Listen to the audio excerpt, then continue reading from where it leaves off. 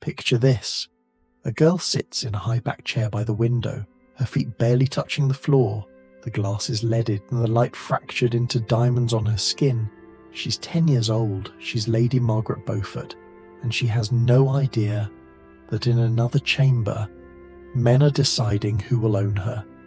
They speak of her in terms they would use for land. A Beaufort is not a daughter, not a child. She is an inheritance, a key to open a door that has been shut too long. Her blood is a straight line to the throne, and blood like that is too precious to leave untethered. In the hall beyond, the air smells of tallow and ink. Wax seals are warmed over a flame, red dripping thick onto parchment. Rings press into it with a soft hiss. The men look at one another over the curling smoke, nodding without smiles. This is not a marriage they're arranging. It is an alliance, sharpened and polished like a weapon. Your mother, Margaret Beauchamp, sits apart, hands folded too neatly in her lap. She wears crimson velvet lined in ermine, but her eyes do not shine. She knows the game. She knows the Beaufort name will not protect you from the bargain, only make the bargain more expensive. They say your name as if testing its weight in their mouths. They talk about dowries, about titles, about the lands that will pass into the hands of the man they choose. They do not ask if you can read yet. They do not care whether you have ever seen the man whose bed you will be given to, and you, if you could hear them, would not know the language they use, but you would know the sound. It is the sound of doors closing. The court has a way of dressing cruelty and beauty. When they come to tell you, they speak of silken gowns, jewels to braid into your hair. They talk of a wedding feast, music and dancing, the admiration of queens. They do not speak of the law that will make you a wife before you're a woman. They tell you he is important. They do not tell you he is 24. If this story already chills you, imagine what it was to live it. Stories like Margaret's are the reason I share the truths history prefers to keep veiled. Subscribe now, so you never miss the chapters they never meant for you to hear. Days pass. Your world is still the garden, the chapel, the schoolroom. But there is a shadow in every corner now. Servants who once called you my lady with warmth now glance away too quickly. The household priest looks at you as if rehearsing a blessing. In the great hall, they spread out a map of England. Your name is written there in invisible ink, a possession marked and measured. Every smile in your direction is an appraisal, every compliment an assessment of value. You do not know it yet, but they have already counted the years of your girlhood and found them too many. The parchment is dry, the seals are set, the bargain is done. Your childhood has an expiration date. Imagine walking into a room where every gaze is already upon you, not because they love you, but because they have already claimed you. The chapel smells of lilies and beeswax, heavy and sweet, clinging to your throat. Light spills through stained glass, catching the dust in the air and turning it into drifting jewels. The organ hums, low and steady, like a heartbeat you cannot calm. Your gown is ivory silk embroidered with vines of gold thread that catch on your fingers when you try to smooth them. The weight of it drags on your shoulders. The train behind you whispers across the stones. A small pearl circlet sits too tight against your scalp, pressing into the braids wound tightly around your head. Edmund Tudor waits at the altar, 24 years old, his doublet rich with burgundy velvet, a chain of state glinting at his chest. His eyes are unreadable, not warm, not cruel, just fixed, as though studying something he already owns. When your mother leads you forward, her grip is soft, but firm, like someone guiding a fragile object that must not shatter before it is delivered. You can feel the eyes of the court on your back, the low murmur of whispers that vanish when you turn your head. The priest's voice rolls over the Latin words, each syllable a step in the binding of a contract. You repeat what you are told to repeat. You lift your chin when the time comes. Edmund's hand closes over yours, larger, rougher, the pressure steady enough to remind you. There is no space to pull away. A ring slides onto your finger, cool metal against your skin. The air is still. Then the congregation stirs. Fabric rustles. Chairs creak. A cough breaks the silence. They say, husband and wife, as though the words are the same as man and woman. You are neither. You're still 10. And the title they give you feels heavier than the gown on your back. Edmund leans in, not for tenderness, but to speak low enough that no one else hears. The words are simple. Stand tall. You obey, not because you want to, but because you feel every pair of eyes, waiting to see if you falter. The music swells. You walk back down the aisle with his hand at the small of your back, guiding, steering. The smiles around you are wide, but thin, like painted masks. Someone throws rose petals. They land on your shoulders, catch in your hair, and fall to the floor, where they are crushed under the shoes of your new life. The doors of the chapel open to the sound of cheers. They rise like a wave, spilling into the street, echoing off the stone. You keep walking, the sunlight too bright, the air too warm. It feels like they are celebrating someone else's wedding, and in a way, they are. The chamber is warm, but the warmth feels wrong. A fire smoulders in the hearth, the scent of resin and smoke mixing with the sweeter heaviness of spiced wine. Shadows slide across the walls, trembling with each flicker of the flame. Somewhere below, in the great hall, the feast is still going. Muffled laughter, the clink of goblets, the rhythm of a drum, too far away to save you. Edmund's boots scrape against the floor as he enters. The sound is measured, unhurried. He does not speak at first. He pours wine into 2 cups, sets one in front of you. The liquid catches the light, dark red, almost black. Your hands stay folded in your lap, small, pale against the heavy brocade of your gown. When he kneels to remove your shoes, it is not a gesture of service. It is a gesture of claiming. His hands are warm. The grip is firm as he slides the fabric and leather away. You feel the air against your bare feet, the floor cold in contrast. The gown is unfastened by other hands, a servant's perhaps, moving quickly, quietly. Silk slips from your shoulders, the sound like a sigh you cannot stop. You focus on the grain of the bedpost, tracing its carved spirals with your eyes, as though they might lead you somewhere else.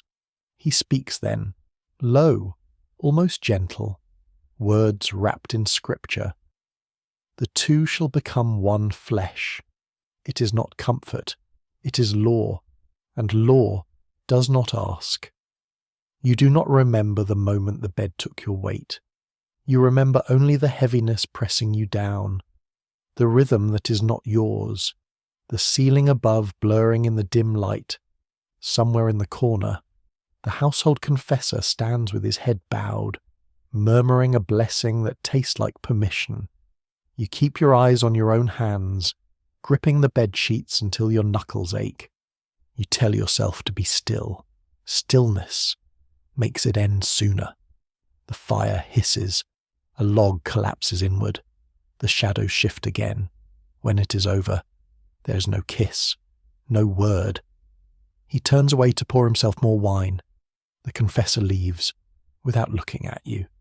You lie there until the fire burns low.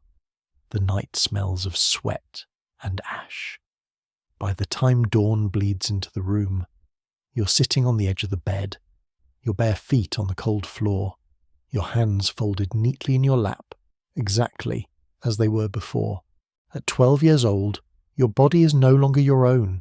It has become a chamber for something larger than you. A child, yes, but more than that, a claim. The corridors hum with it. Servants carry the news like a holy relic. Lady Margaret Beaufort is with child. The king smiles at the announcement. Courtiers bow lower, and the women of the household press their palms together, as if in prayer. They say you have fulfilled your duty. They do not say what that duty has cost. Your gowns no longer fit. The silks that once trailed lightly now cling uncomfortably across your belly. Walking is slower. Breathing feels different. In the mornings, the taste of bile is sharp in your mouth. Sometimes, when no one is looking, you press your hand to the place beneath your ribs where the ache is constant, willing it to ease. The physician visits rarely.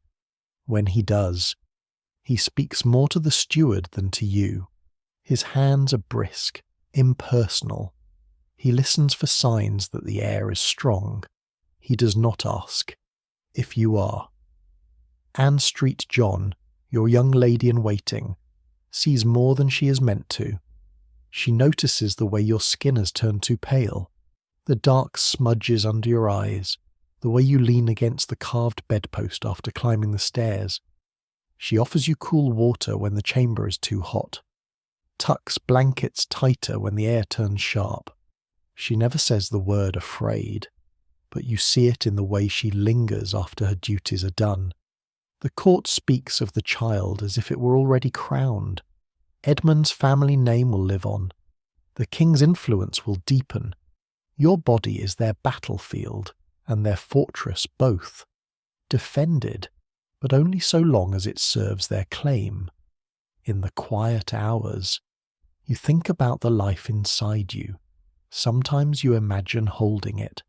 Other times, you picture only a shadow that will be taken from your arms before you have even learned its weight. You're told you will not nurse it. You're told you will not decide how it is raised. One evening, the midwife arrives with her basket of herbs and linen.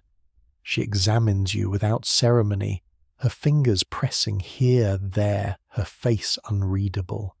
She tells you to rest more, though she knows rest is a luxury the court will not allow.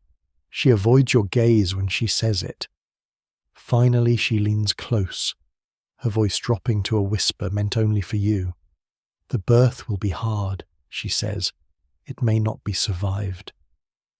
She does not clarify, not by whom. You're left with the weight of both possibilities, and the night feels longer than any you have yet known. The news comes, not as a cry, but as a murmur. Edmund Tudor is dead. The word plague slips through the corridors like a draught, carrying with it the faint scent of fear. No one comes to you first. You overhear it from two servants in the passage outside your chamber. Their voices are low, their steps hurried away when they see your shadow. You are 13, 7 months pregnant, and a widow. The court does not wrap you in mourning. There is no comfort in their glances, only a sharper calculation. Without Edmund you are unanchored, not free, but untethered, a piece of property whose ownership is once again in question. Every visitor to your chamber is a hand reaching, weighing, deciding where you will be placed next. The corridors are quieter now. Prayers are said in colder tones, the words stripped of warmth. The ladies who once measured your worth in jewels now measure it in your womb alone. Winter comes early that year. The stone floors leach the heat from your feet. The fire in your chamber burns low. More often than not, Anne Street John stays close, her presence the only thread that ties you to something like kindness. When the pains begin, they come like a tide you cannot push back. The midwife's hands are firm on your shoulders, her voice somewhere above you, telling you to breathe, to hold, to bear down. The chamber fills with the scent of sweat, blood, and damp linen. You grip the edge of the mattress until your nails bite into the fabric. Time loses shape. There is only pain, the roaring in your ears, and the sudden, hollow cold when you think you cannot go on. Someone says you must. Someone else mutters a prayer that sounds less like hope than resignation. And then a cry, thin, fierce, alive. They tell you it is a son. They tell you his name will be Henry. You see him for only a moment, a small, flushed face swaddled in white, before he is lifted away. Your arms reach, but the strength is gone from them. The weight of him never touches you. You lie back against the pillows, your breath shallow, the world swimming in and out of focus. Around you, voices speak of his future, of his place in the line of succession. No one speaks of yours. You close your eyes, and in the dark behind them, the child is still in your arms, warm, safe, entirely yours. In the waking world, he is already gone. They take Henry before you have even healed.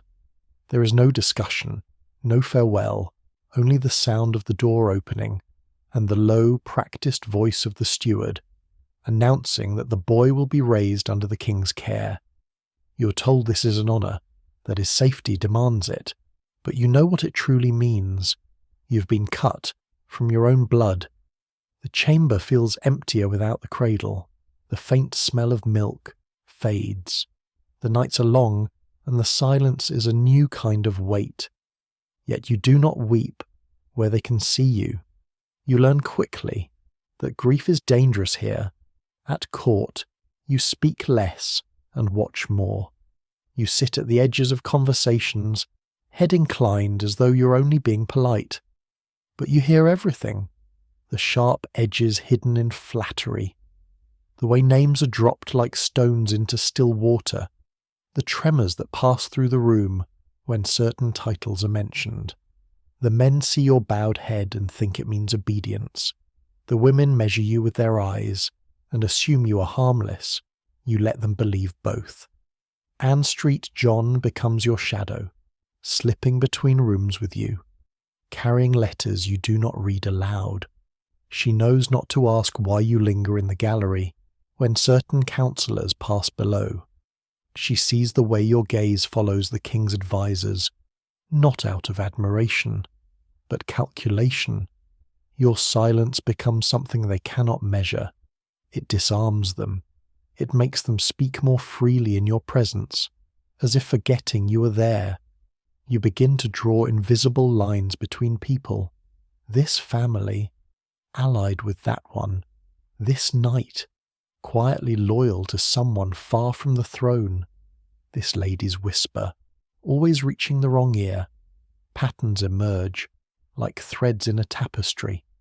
The confessor comes often, speaking of virtue, of patience, of God's will in the order of things.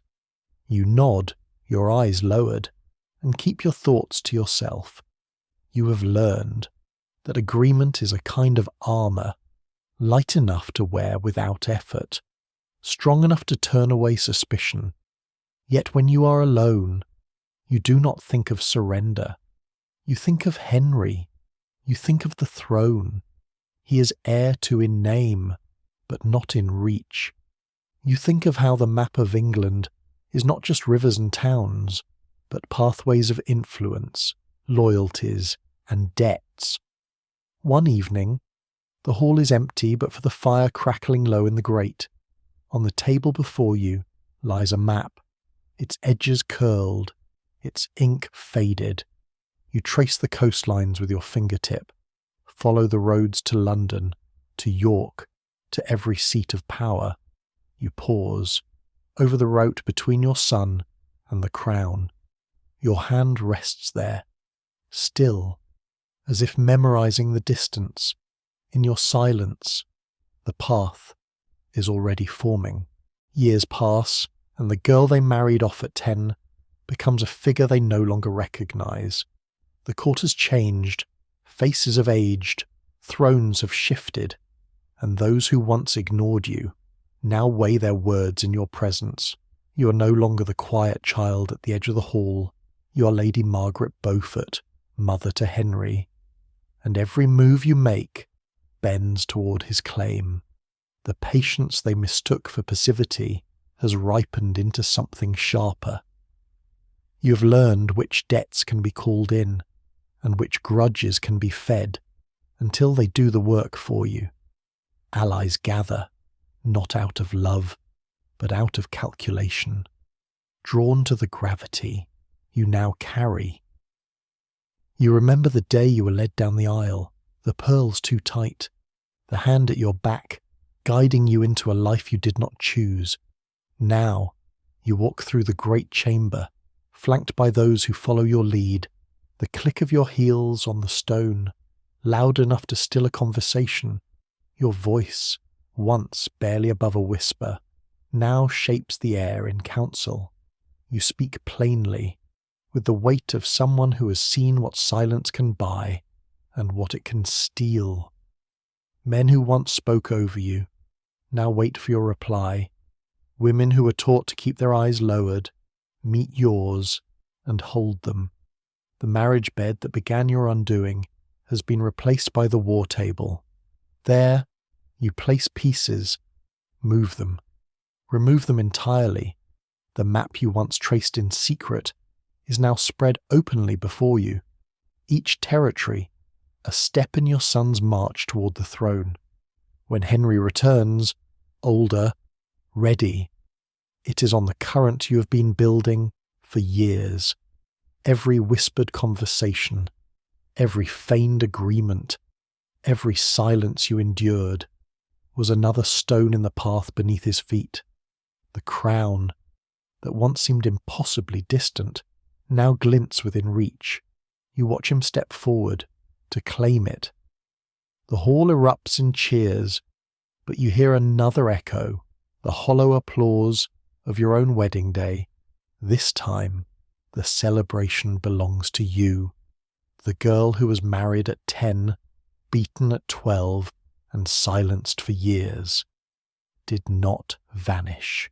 She waited, she endured, and when the time came, she turned that silence into a crown.